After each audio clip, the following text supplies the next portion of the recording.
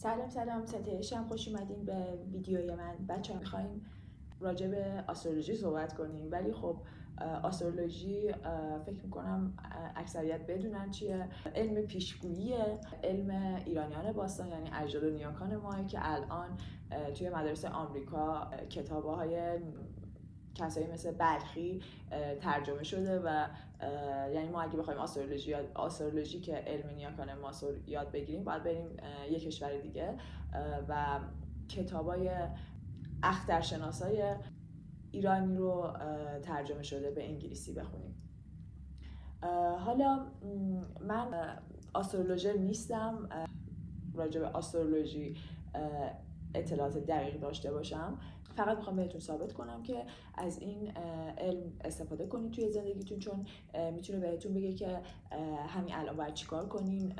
در کل میتونه بهتون بگه که چه تایمی بذر رو بکارین و چه تایمی برداشت کنین و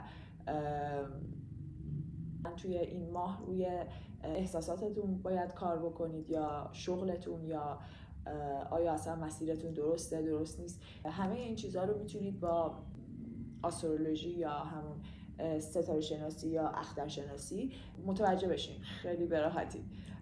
حالا برای اینکه راجع به آسترولوژی صحبت کنیم فکر میکنم باید اول بهتون ثابتش بکنم که ما از کجا به وجود اومدیم. مثلا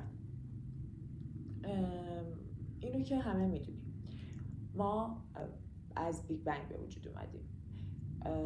یعنی مثل دو تا آهنربا که همدیگر رو دفع و جذب میکنن دور هم چرخیدن و اون جاذبه و دافعه باعث جرقه‌ای شده که توی آسمون که کهکشان ها رو به وجود میاره آورده و یکی از این کهکشان راه شیریه که زمین یکی از سیارات اونه. اول مرجان ها و موجودات تک‌سلولی به وجود اومدن. توی انجیل هم نوشته شده وقتی که مسیح به دنیا میاد 3 موغ از مشرق زمین به اونجایی که مسیح به دنیا اومده میرن، میگن که ما تو آسمونا دیدیم که ستاره افتاد اینجا و ستاره پرنوری افتاد اینجا که فهمیدیم که یه آدم مهمی میخواد به دنیا بیاد و ما اومدیم که اون رو بپرستیم. 3 موغ از مشرق زمین. موغ ها حالا کی بودن؟ اصلا کلمه موغ یه کلمه ایرانی بوده که الان ما اصلا نداریمش. الان تبدیل شده به کلمه ماجیک.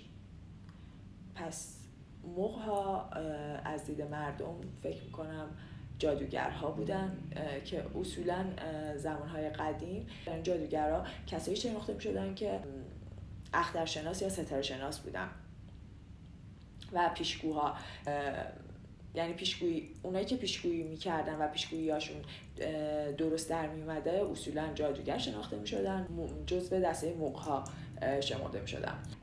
الان این علاقه من نقطه‌ایه که توی زندگی هممون میتونه تاثیرگذار باشه